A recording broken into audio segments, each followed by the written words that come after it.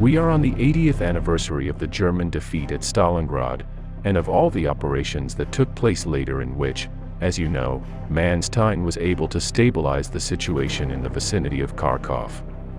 This could be achieved by using both the troops that were withdrawing from the south of Rostov, as well as those that came as reinforcements from France. With them he was able to section the Soviet vanguards northeast of Zaporizhia, and later go on the offensive until he reached Belgorod. Whenever this Manstein counteroffensive is analyzed, which we have already seen in depth here in a program that I leave you in the description, a clear conclusion is reached. And that conclusion is that his actions managed to extend the Second World War by at least 6 months or even longer. But is this true? Why is this statement made so emphatically? What would have happened if the entire southern wing of the German front had collapsed in early 1943? Well, this is exactly what we are going to analyze next. When the Soviets began Operation Urano, and surrounded some 300,000 Axis soldiers in Stalingrad on November 23, 1942, the Germans were still unaware of the seriousness of the situation. Although at first they thought that it was an action at the local level, which they could soon solve, a few days later the situation became critical and they understood the magnitude of the great offensives that the Soviets had planned. It was exactly on December 16 when the Soviets began their Little Saturn operation, which was later followed by another series of attacks that started from Voronezh in the direction of Kursk, when all the alarms went off. Due to this series of offensives, Manstein had to suspend the attempt to rescue Polish troops in Stalingrad, and his new task was no longer to save the men of the 6th Army, but to save the entire German Army Group South.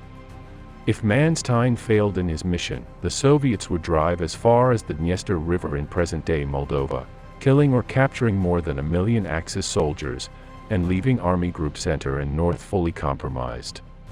If we study the meetings that Stalin had with his generals, in which the objectives of military operations were set, we observe that the intention, whether in 1941, 1942 or 1943, was always the same.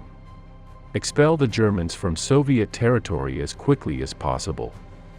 Thus, for those final months of 1942 and early 1943, a series of offensives had been prepared that intended to carry out this task. These were the Operation Uranus, Saturn, Mars, Jupiter, and North Star. Although only Operation Uranus and to a lesser extent that of Saturn were successful, the blow for the Germans was so great that it sentenced the final result of the war. In any case, and as we are going to see, if the Soviet victory in the north of the Black Sea had been complete, the other two groups of armies would have also fallen inevitably, and quite possibly the Soviets would have reached Berlin in the summer of 1944.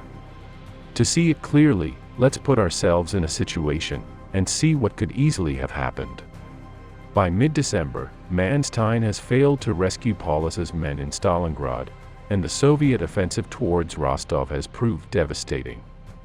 Faced with this critical situation, he orders a total evasion of all the units that are southeast of Rostov. Some manage to leave through that city, while others have to do it through the Kerch Strait. Further north, the situation is not much better, and the Soviets are advancing unstoppably towards Kursk, and towards the north of the Crimean Peninsula. Tens of thousands of Italian and Romanian soldiers have been surrounded and captured by the Soviets, as have many Germans. In an attempt to try to stop the Soviet advance, the German High Command is forced to send reinforcements that have to come from the North and Center Army Group, which are the closest. Although a series of divisions are arriving from France, among which the elite units of the Waffen-SS stand out, it is clear that they will not arrive on time. In the same way as during the Soviet counteroffensive at the end of 1941, the Germans try to stop them on the banks of the Mios River, which is between Rostov and Mariupol, but they soon have to abandon the line and continue to retreat to the west. Here is the Donets Basin, which the German leader does not want to lose under any circumstances, since many raw materials needed for the war industry are extracted from it. However, there is nothing the depleted German forces can do, and their withdrawal continues. Manstein's only hope is to try to gain a foothold on the Dnieper River, using the forces that are arriving from the north, the Crimea, and France. Due to this German crisis on the Eastern Front, to which all available resources must be devoted, another misfortune has occurred in Tunisia, where the last Italian-German position in Africa has been installed. Thus, and because they have received fewer reinforcements and supplies than expected, the Axis troops in Tunisia capitulate a few months before that month of May, the date on which they actually surrendered. As we can see, this event leaves the whole of southern Europe exposed ahead of time for an imminent Allied invasion. Given this, let's return to the Eastern Front. As we see, this is the new front line that by the end of February 1943 has been established on the Eastern Front. For their defense, the Germans have needed to send reinforcements from all their sectors, weakening the entire front line. On the other hand, the sinkhole on the German southern flank has been so great that if it continues to retreat, it will cause the rest of the German armies in the north to have to retreat as well. From this point on, the Red Army have three options. The first is to keep pushing on the Dnieper line after the mud season is over, and to threaten Romania itself, where Germany gets most of its fuel.